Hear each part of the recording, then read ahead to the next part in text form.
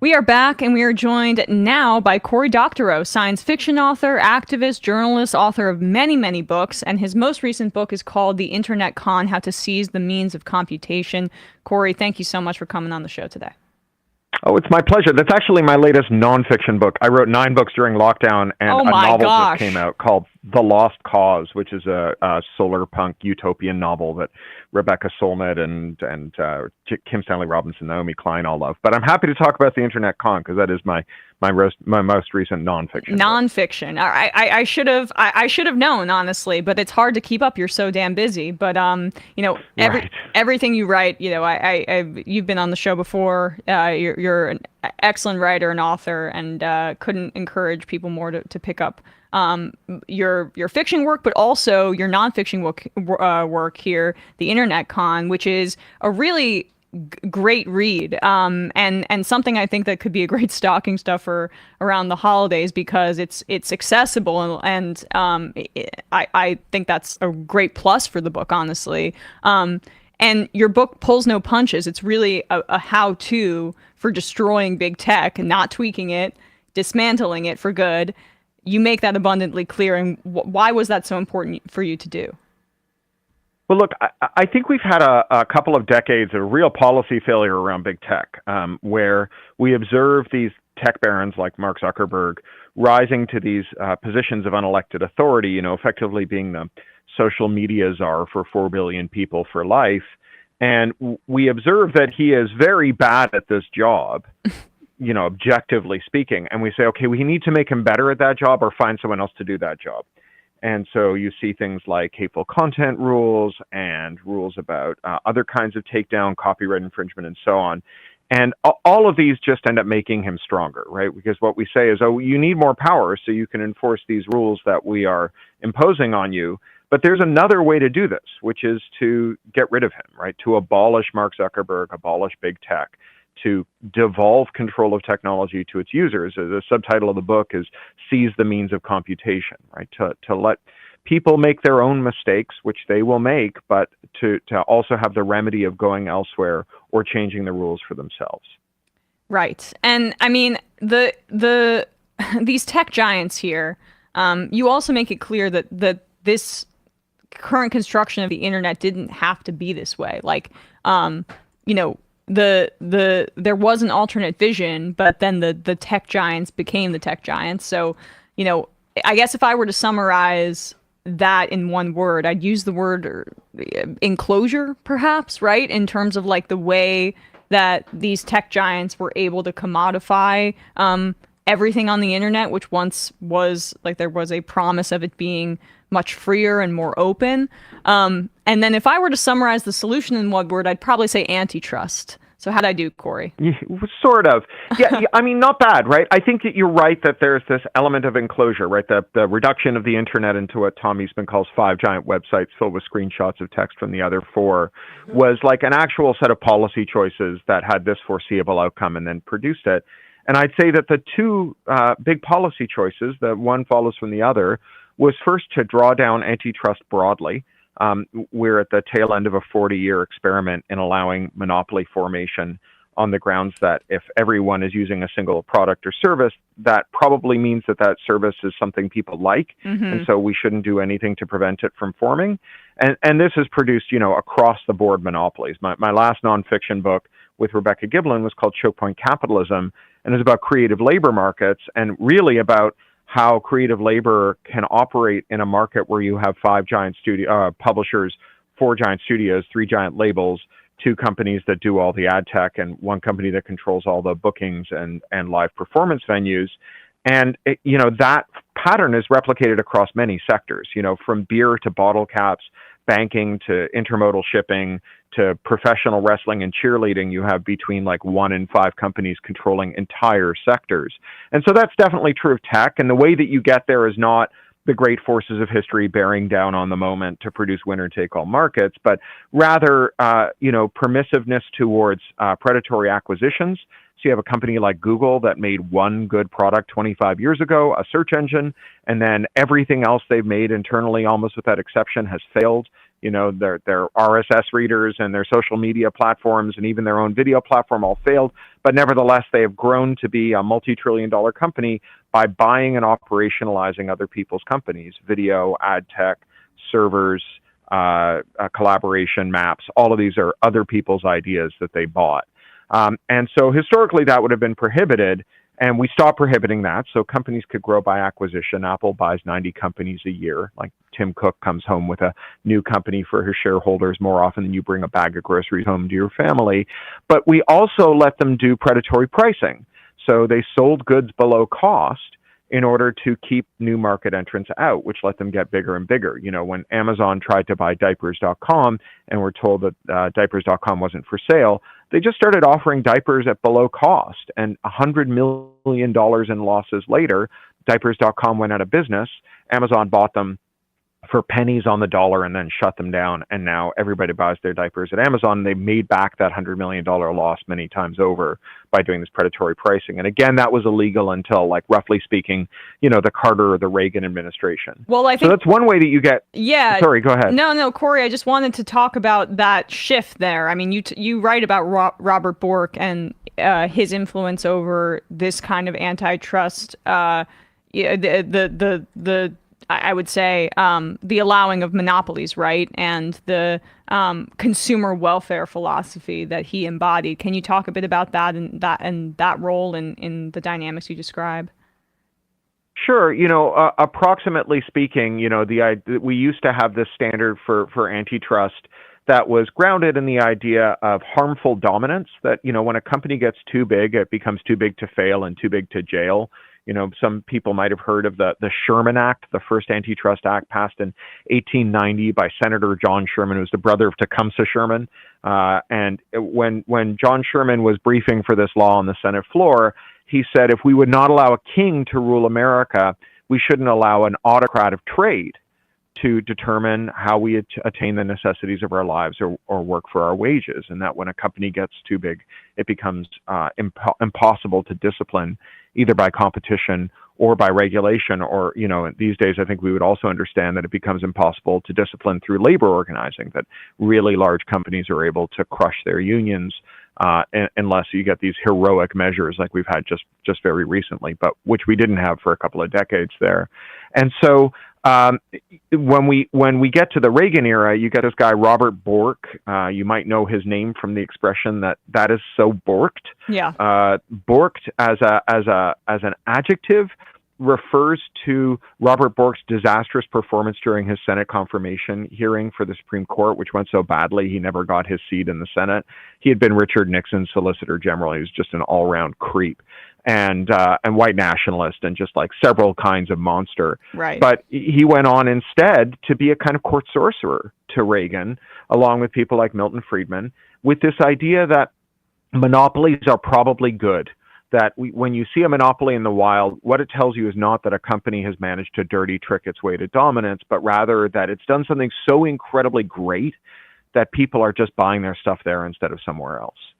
And so the shift to what was called consumer welfare said that you should only break up monopolies or prevent them from forming if you can show that they are either raising prices or lowering costs as a result of their dominance. So not only would you have to observe something like what we have now, where a company called Luxottica Essilor owns every eyewear brand you've ever heard of, Dolce & Gabbana and Bausch & Lomb and whatnot. They also own every store you've ever bought eyeglasses in. They own Sunglass Hut, and they own Lens Crafters and many other store brands. And they own the largest eyewear insurer, and they make more than 50% of the world's optical lenses. And they've raised the price of glasses by 1,000% in the last decade. But Robert Bork would say, no, that's not a harmful monopoly, because maybe they raised the price of glasses because the price of energy went up, or the price of labor went up, or, the moon is in Venus. And so, or because COVID happened, right? And or because of COVID, and supply shocks. Supply shocks, and seemingly, those continue to extend as corporate profits soar. and bonuses are back for executives at the highest level. But apparently it's a leftist conspiracy theory that price gouging is. Yeah, exactly. Greedflation can't possibly be true because we have a model where we have a perfectly spherical economy of uniform density gliding around on a frictionless surface where this could never possibly occur. So Bork says you need to use one of these mathematical models to prove what the origin of this is. And by like an incredible coincidence, everybody who knows how to make and interpret these models is an economist at the University of Chicago who makes them for money. And they always show that nothing bad is going on here and the monopoly is good, actually. So that's part one, right? You get this monopolization and the reduction of choice. But it's not just that, which is why the answer in this book is not just antitrust. The other thing that happens when you have concentration in a sector is regulatory capture. When a sector is composed of hundreds of squabbling companies that are actually competing with one another, they can't agree on a set of regulatory priorities. If you think back to the Napster wars, that was a time when a tech sector that was an order of magnitude larger than the entertainment companies just got its ass handed to it in every single forum. And the way that happened was that there were 7 entertainment companies. And they said the same thing to every judge, every regulator, every lawmaker, every policymaker. And there were hundreds of tech companies, and they couldn't even agree on how to cater a meeting where they would negotiate what that policy would be. Now, today, tech is so concentrated, it's got a Habsburg jaw, and it has totally captured its regulators. And that lets it both under and over-regulate tech. On the one hand, you have an under-regulation where things that would be illegal if you did them without an app become somehow legal if you do them with an app, violating your privacy or your rights as a consumer or your labor rights. And on the other hand, we have over-regulation, where the historic tactics used by tech companies themselves to compete, which is reverse engineering and making interoperable devices. So, that was going to be my next question. Yeah. I mean, because you focus a lot on I can't say it. Interoperability. I know, it's hard. Operability. And it's not just interoperability, it's adversarial interoperability, which talk about a mouthful. Yeah. But if you could define that's a really important part of your book. It really is. Interoperability is just the potential for one thing to work with another thing. Anyone's shoelaces go in your sneakers. Anyone's gas goes in your gas tank. Anyone's butter can go on your bread. And the company doesn't get to tell you whose accessories or components or software or whatever you can use. Today, you have companies that have figured out how to lock you into using their apps with their device, to using their client to access their server, to using their ink with their printer, and so on. And it's not really a technical move.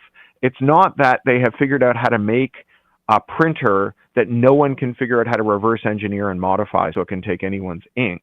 Instead, they've gotten a law passed that makes that kind of reverse engineering into a felony. In fact, it's a whole suite of laws that today we just call IP law, but it's this thicket of these very exotic legal theories like anti-circumvention and tortious interference with contract and cybersecurity and so on that can all be overlapped with one another to make it illegal to reverse engineer, modify, repair, or alter devices so that they do what you want them to do and not what the shareholders of the company want them to do. It's what Jay Freeman calls felony contempt of business model.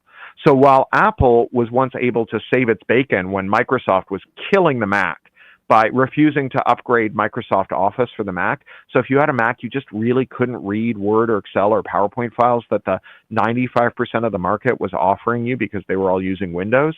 And rather than just like begging Bill Gates to fix Office for the Mac, they reverse engineered Office and they made iWork, Pages, Numbers, and Keynote, just perfectly read and write those files so that you didn't have to choose between using a Mac and being able to talk to Windows users.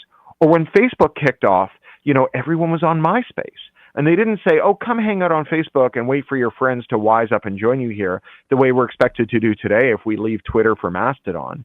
What they did was they gave you a bot where if you gave it your login and password, it would visit Facebook or MySpace several times a day, pretend to be you, get everything waiting for you, and pop them in your inbox on Facebook so that you didn't have to choose between the people you loved on MySpace and the service you preferred on Facebook. Today, if you tried to do that to Facebook or Twitter or Apple, they would bomb you till the rubble bounced. They reduce you to a radioactive crater by saying you were a tortious interferer with contract, that you violated Section 1201 of the Digital Millennium Copyright Act, you violated the Computer Fraud and Abuse Act.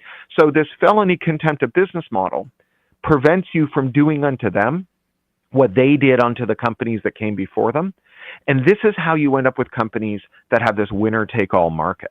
Right? It's not just that they were able to buy their competitors. It's not just that they were able to use predatory pricing. It's not just that they were able to cheat you on your privacy, labor, and consumer rights. It's also that they prevent you from mobilizing technology in your service to allow you to block the parts of the product that you don't like and use the part that you do. Half of the web is using an ad blocker. 0 app users are using an ad blocker, because reverse engineering the app is a felony punishable by a 5-year prison sentence and a $500,000 fine under Section 1201 of the DMCA. An app is just a web page that's been wrapped in just enough IP to make it a crime to adapt it so that it doesn't violate your privacy. Yeah, I mean, and that is, I think, in large part due to the fact that the problems of commodification that you talk about in your book as well, and how there was a moment in the aughts of the internet, essentially, where there was more fair use and there was the ability to have a free and more open internet. But that quickly changed, and I think a lot of people circle the name Bill Gates when it comes to intellectual property in the web. How appropriate is that to draw it to people like him, or at least to have him be the figurehead of some of the enclosure of IP? Sure. I mean, Gates is definitely in for some guillotining when the time comes, right? But I think that it's a mistake to locate this in the individual moral failings of individuals. Sure. They are like amoral monsters, but we created a system that was always going to elevate those people, right? We created a system where the person with the worst ideas in the business would win every argument. Because whereas at one point you could have had someone at Google saying, hey, let's enshitify our product by making maps almost unusable in order to cram it full of lots of ads. And someone else in the room would have said, well, if we do that, maybe the FTC will ding us for unfair business practices. Maybe our competitors will start to poach our users, and they'll be able to integrate other maps products with whatever devices they're using and what have you. And also, I would experience a moral injury because I really care about maps. I miss my kids' Little League games to meet our deadlines on this. And it gives me a warm glow to think about all the people who find their way home using this product that I work on. And you know, back then they could win that argument, not just by talking about moral injury, but also by talking about the real business penalties that would arise as a consequence of engaging in this conduct. And today, all that's left is moral injury. Right? All that's left is I'd feel icky if you did this. And they're like, well, money talks and bullshit walks. Right? It's not, you know, that I think that markets solve all of our problems, but I do think markets create a lot more problems if they can operate without any discipline from labor, from users taking self-help measures, from competitors, or from regulators. And so this brings me to the second half of the book, which is really shovel-ready plans for unrigging these markets, for making the internet a better place, for building a new good internet that's a worthy successor to our old good internet, and that makes, you know, the inshitternet that we live with now into just sort of an unfortunate transitional phase. And those remedies, yes, some of them are antitrust, for sure, and some of them are things like privacy remedies. And I think, you know, we underestimate, first of all, just how bad privacy law is in this country, but second of all, how politically potent a privacy platform could be. You know, this country has not passed a broadly applicable privacy law since Robert Bork. You know, during the Robert Bork hearings, someone leaked his video records to a newspaper in Washington, D.C., and we got to find out what he was renting. It wasn't even all that embarrassing. But this spooked Congress so badly that they passed a law that criminalizes leaking someone's video records. That's the last time we passed a broadly applicable law on privacy. And in the 25 years since, we have had this bonanza of privacy harms. And there are so many areas where people are really worried about privacy, right? You might be, and some of them are things I don't even agree with, right? Like some people might be, oh, well, TikTok is like an agent of the Chinese government and they're right. spying on military personnel. And if you're worried about that, yeah, sure. How about we just make them stop spying?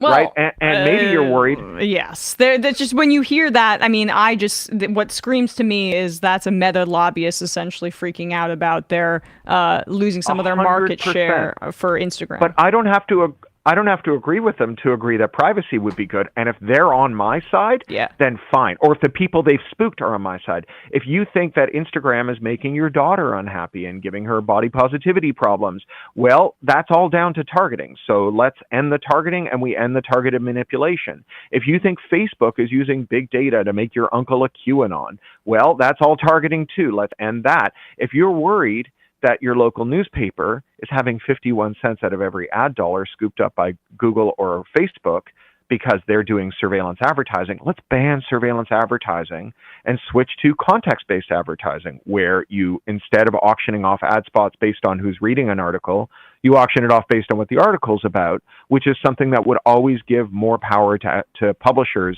than it does to advertisers, because while no newspaper, even the New York Times, is ever going to know as much about you as Google and Facebook know, no tech company will ever know as much about a publisher's content as the publisher themselves know. So there is this incredible potential coalition of parties who would say not privacy only, but privacy first. Like, let's fix the privacy area here and see if that doesn't make a big dent in all these things that we all care about, even if we don't all agree that they're problems. We all care about these problems sincerely, and we can make a difference here. So let's start to constrain tech. Let's pass meaningful labor, privacy, and consumer protection laws. And we're seeing this in the FTC suits against Facebook, the DOJ case against Google. We're seeing bipartisan action in Congress in a way that I think most people haven't even twigged to. Like, there's a law in the Senate pending, a bill rather, called the America Act, whose two main sponsors are Elizabeth Warren and Ted Cruz. Right? That is a very bipartisan consensus. Very rare we get that kind of thing. So that's stage two. Stage one, do antitrust. That's what we're getting right now. In the first time in 2 generations, we're seeing regulators in Canada, the UK, the US, the EU, Australia, and even China taking aim at tech companies and wanting to do antitrust, and not just them, but across the board in many sectors. Step two, start enforcing privacy, labor, and fair dealing laws when we're dealing with these tech companies. And step three, restore the right of users and their proxies, be they startups or community groups or tinkerers or hackers or open source projects, to decompose these pre-feast menus where in order to talk to your friends on Facebook, you also have to be spied on by Facebook, into an a la carte menu where you install the blocker that says, yeah, I'm talking to my friends, but you don't get to spy on me, while we're waiting for these regulations to do their job, so that we're not just hoping that enforcers enforce the law that we have, or that lawmakers pass better laws, that we can also seize the means of computation and take our own measures. And my theory for how all of this stuff kind of coheres goes back to my arch nemesis, Milton Friedman, another court sorcerer of Ronald Reagan, who was a stone freak, because you have, in the post-New Deal world, this moment where we have more broadly shared prosperity than any time in American history, wildly imperfect, failing on gender and racial and sexuality lines, not protecting indigenous people as much as it could, but also like creating the base through which we have civil rights movements and gender equity movements and queer rights movements and crip rights movements and so on. And whereas some critics of this consensus are like, it's not going far enough, Milton Friedman was like, it's gone too far. We need to put it all back in a box. And people would say, like, Milton, people like, the prospect of their kids going to college or having a dignified retirement, or there being Medicare and Medicaid. How are you going to convince them to go back to being forelock-tugging plebs?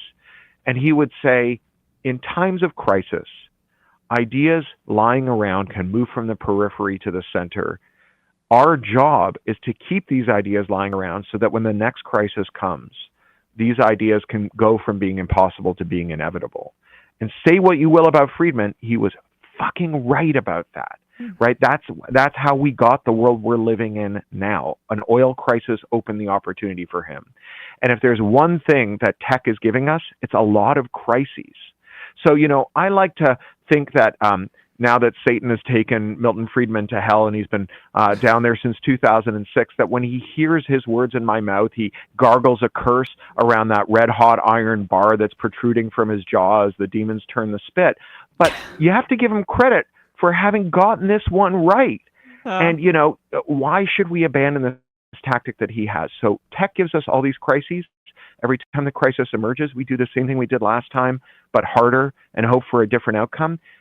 Producing these shovel-ready ideas, these imaginaries of how things can be better, I think is a way into the next step, which is demanding better the next time the crisis comes.